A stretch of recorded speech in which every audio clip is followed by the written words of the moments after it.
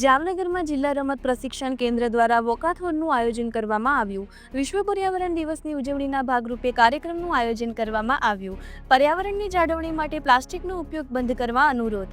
પર્યાવરણ બચાવોની થીમ સાથેનું આયોજન કરવામાં આવ્યું। મોટી સંખ્યામાં લોકો જોડાયા। નમસ્કાર।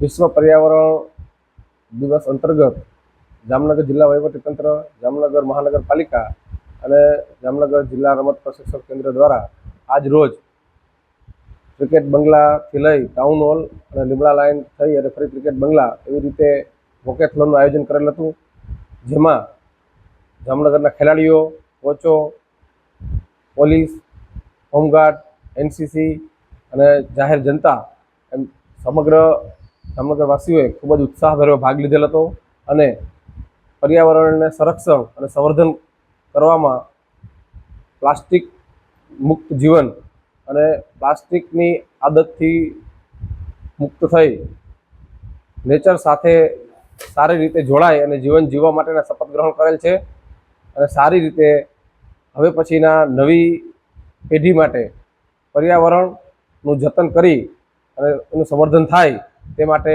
ખૂબ જ સરસ રીતે ભાગ લીધેલો।